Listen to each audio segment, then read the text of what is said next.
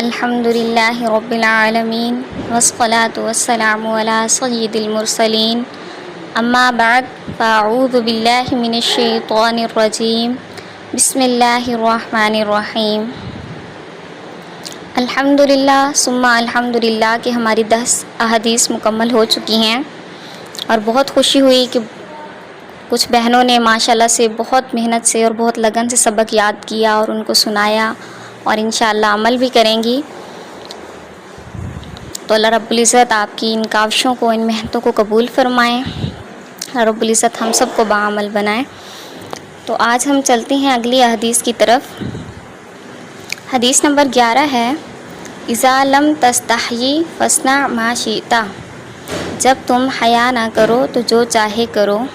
اذا لم تستحیی فاصنع ما شئت، جب تم حیا نہ کرو تو جو چاہے کرو، یعنی جب حیا ہی نہیں تو ساری برائیاں برابر ہیں۔ حیا ہی ایک ایسی صفت ہے جو ہمیں برائیوں سے بچاتی ہے، برائیوں سے محفوظ رکھتی ہے۔ میری بہنوں، جس انسان میں حیا کی صفت ختم ہو جاتی ہے تو پھر اس کے لیے تمام برائیاں برابر رہ جاتی ہیں۔ گالم گلوچ، زنا کاری وغیرہ وہ اس سے مانی نہیں ہوتی، ان تمام برائیوں کو برابر سمجھتے ہیں۔ تو اس لیے آپ صلی اللہ علیہ وسلم نے کیا فرمایا کہ اذا لم تستحیی فاصنع ما شئت، کہ جب تم حیا نہ کرو تو جو چاہے کرو۔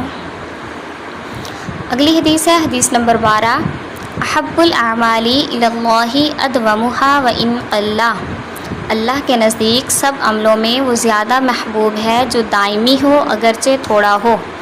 احب الاعمال الی اللہ ادومها وان قل، اللہ رب العزت کے نزدیک سب عملوں میں وہ زیادہ محبوب ہے جو دائمی ہو اگرچہ تھوڑا ہو، یعنی ہم تھوڑا سا عمل کر لیں لیکن اس کو مسلسل کرتے رہیں تو یہ اللہ رب العزت کے ہاں زیادہ پسندیدہ ہے۔ ایسا نہ ہو کہ کبھی تو ہم پورا دن تسبیحات پڑھتے رہیں، قرآن مجید کے 3-4 سپارے پڑھ لیں اور اس کے بعد پورا ہفتہ یا پورا مہینہ ہم قرآن پاک کھول کر ہی نہ دیکھیں، بلکہ اگر ہم ایک رکوع یا 2 رکوع روزانہ کے پڑھتے رہیں، مستقل اس کو پڑھتے رہیں، اس پر عمل کرتے رہیں تو یہ اللہ رب العزت کے ہاں زیادہ پسندیدہ ہے۔ ٹھیک ہے، وہی حدیث میں فرمایا جا رہا ہے کہ اللہ کے ہاں سب عملوں سے زیادہ محبوب عمل وہ ہے جو دائمی ہو، یعنی اس پر ہمیشگی اختیار کی جائے اگرچہ وہ کم ہو۔ جیسا کہ ایک مقولہ ہے کہ جو استقامت ہے وہ 1000 کرامتوں سے بہتر ہوتی ہے، کہ انسان مسلسل جو عمل کرتا رہے اور اس کے بدلے میں اگر انسان سے کوئی کرامت ظاہر ہو جائے تو وہ مسلسل عمل اس کرامت سے زیادہ بہتر ہوتا ہے۔ حدیث نمبر 13 ہے، لا تدخل الملائکۃ بیتا فیہ کلب او تصاویر، لا تدخل الملائکۃ بیتا فیہ کلب او تصاویر، اس گھر میں رحمت کے فرشتے نہیں آتے جس میں کتا یا تصویریں ہوں۔ لا تدخل الملائکۃ بیتا فیہ کلب او تصاویر، اس گھر میں رحمت کے فرشتے نہیں آتے جس میں کتا یا تصویریں ہوں۔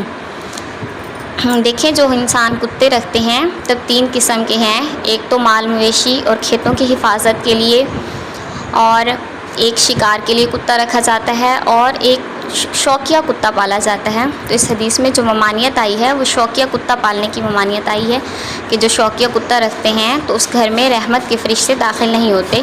اور تصویروں سے مراد پرنٹڈ تصویریں ہیں، کہ آج کل لوگ یہ رواج بہت عام ہو گیا ہے کہ مرحومین جو ہوتے ہیں، جو انتقال کر جاتے ہیں، ان کی تصویروں کے بڑے بڑے پوسٹرز بنا کر گھروں میں لگاتے ہیں۔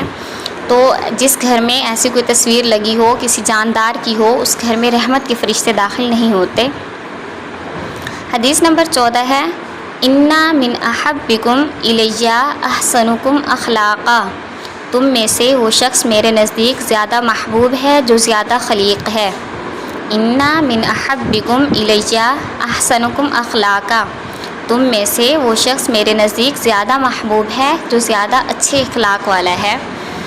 تو اخلاق کو ہمارے اسلام میں بہت زیادہ اہمیت حاصل ہے، کہ ایک حدیث کی مفہوم ہے کہ قیامت کے دن اچھے اخلاق والے ان عبادت گزاروں سے جو دن میں روزہ رکھتے ہیں اور راتوں کو عبادت کرتے ہیں ان سے زیادہ آگے بڑھ جائیں گے، یعنی ان کے اعمال جو ہوں گے وہ زیادہ وزنی ہوں گے جو اچھے اخلاق والے ہوں گے۔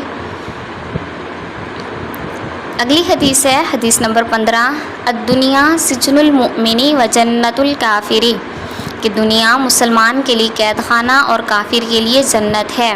الدنیا سجن المؤمنی و جنت الکافری، دنیا مومن کے لیے قید خانہ اور کافر کے لیے جنت ہے۔ کہ جس طرح قیدی قید میں آزاد اپنی مرضی سے زندگی نہیں گزار سکتا، اسی طرح ایک مومن بھی اس دنیا میں آزادانہ اپنی مرضی سے زندگی نہیں گزار سکتا، بلکہ اس کو ہر معاملے میں، ہر کام میں اللہ رب العزت کے حکم کے مطابق چلنا پڑتا ہے۔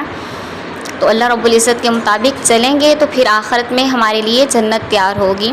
اور کافر کے لیے دنیا جنت ہے، اس کا مطلب یہ ہے کہ جس طرح جنت میں ہم اپنی مرضی سے زندگی گزاریں گے، تو کافر اس دنیا کو ہی چونکہ اپنا گھر سمجھتا ہے تو وہ اپنی مرضی سے زندگی گزارتا ہے اور عیش و عشرت کی زندگی گزارتا ہے، اپنی تمام خواہشات کو پورا کرتا ہے، تو اس کے لیے یہ دنیا ہی جنت ہے، کیونکہ آخرت میں تو اس کے لیے کچھ بھی نہیں ہے۔